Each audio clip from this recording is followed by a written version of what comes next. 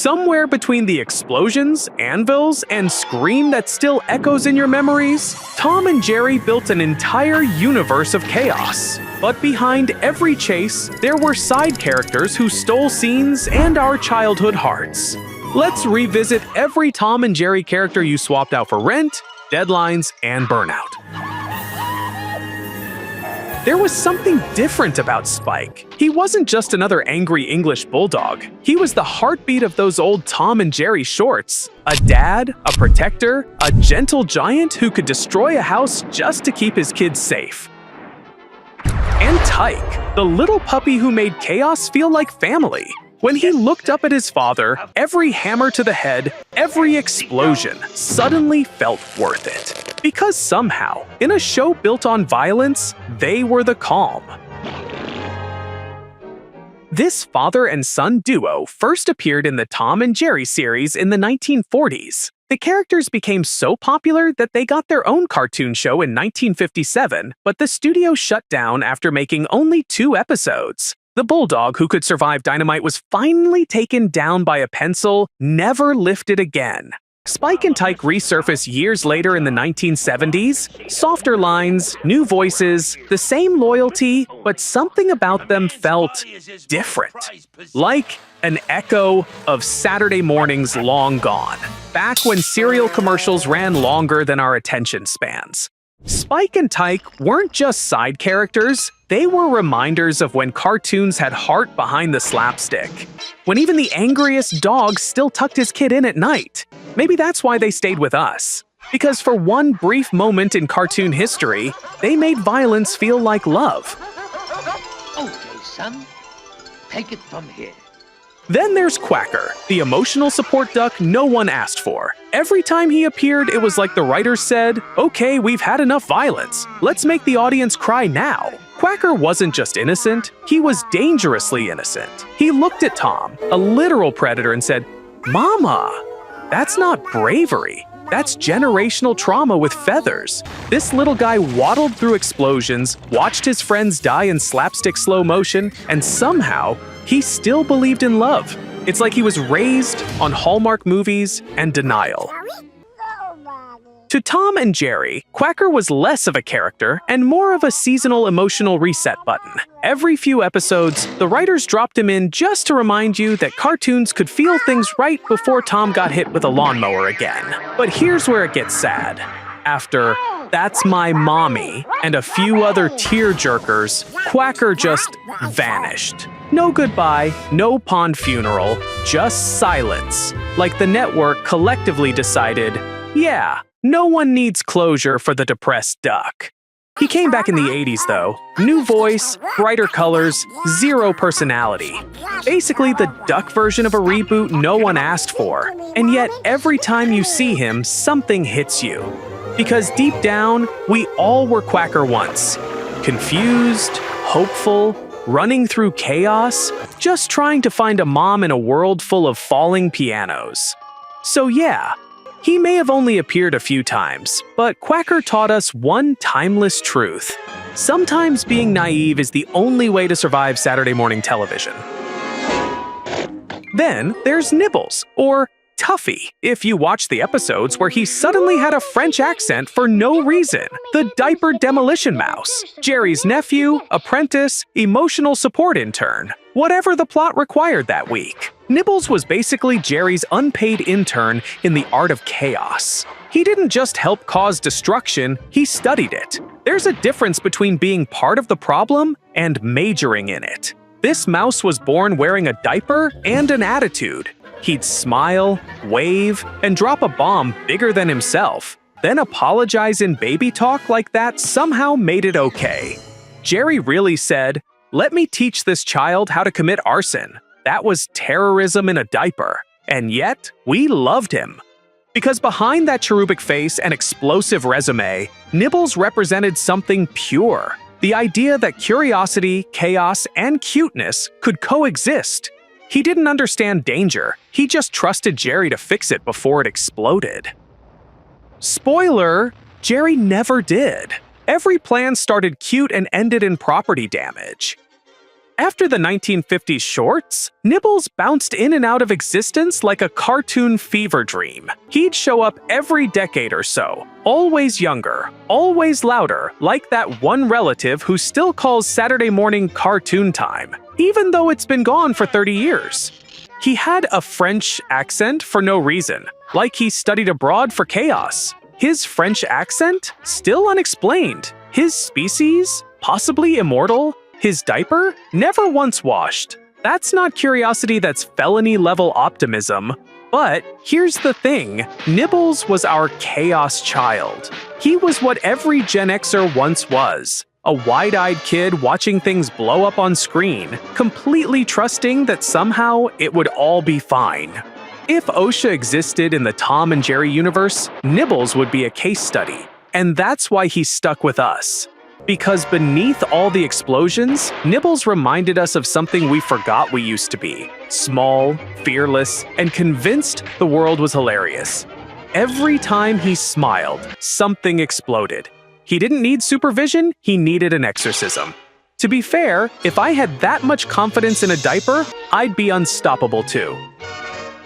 There was always something magnetic about Butch, that street-smart alley cat who lived by instinct, slept under broken streetlights, and scavenged through garbage like it was a 5-star buffet. He wasn't refined like Tom. He was rough, hungry, clever, the kind of cat who could turn a tin can into a throne if it meant winning the day. Every episode he showed up, you could feel the temperature rise. The alley came alive with tension, swagger, and competition. Because when Butch showed his face, Tom knew the game was on. He wasn't just muscle, he was a hustler, always scheming, always looking for an angle. If there was food, fame, or a girl involved, especially Toodles, Butch would find a way to insert himself right in the middle of it. His entire life was a competition. Who could eat, who could charm, who could win? Tom had a house. Butch had the street, but somehow the street always felt more alive.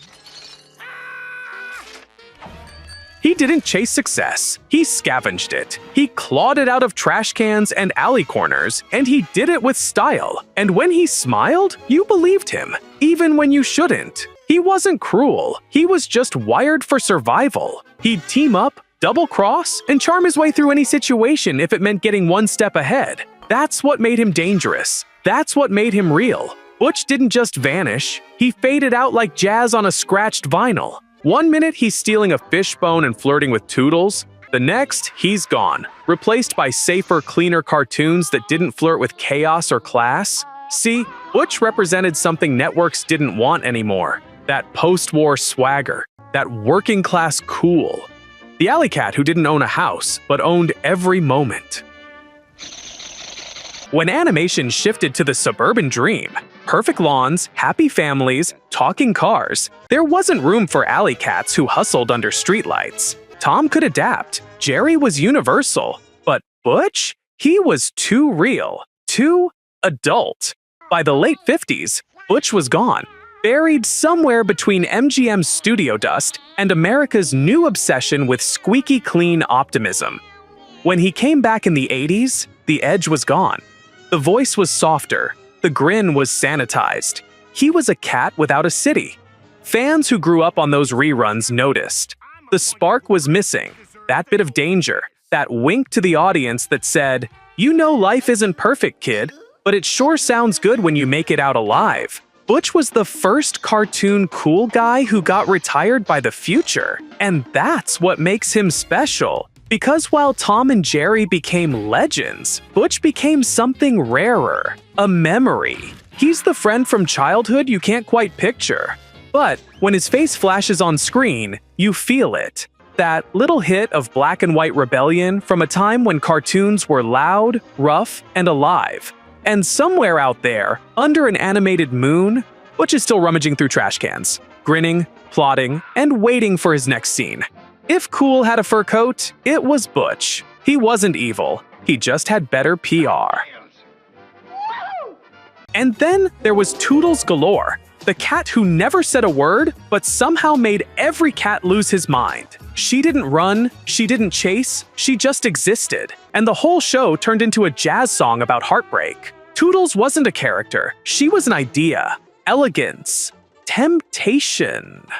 The original she's out of your league poster girl, a white-furred temptress who could turn an episode about property damage into a silent film about longing. She didn't walk, she entered scenes like she had her own theme music. You could practically hear Tom's IQ drop when she blinked. This wasn't romance. This was a full-blown cartoon midlife crisis. Toodles was Tom's Achilles heel, the one thing he couldn't chase without breaking himself in the process. Every time he tried to impress her, the writers made sure gravity stopped working and Butch showed up in slow motion. Butch showing up every time Toodles appeared was basically the original guy she told you not to worry about. But here's the thing about perfection, it doesn't last. Toodles never really fit into the new age of cartoons. Too subtle, too soft. The world moved on to louder, faster, cheaper love stories.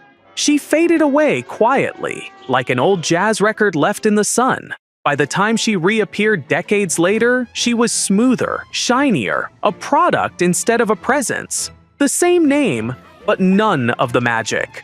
They didn't just redesign her. The Toodles we loved had imperfections, and maybe that's what made her special.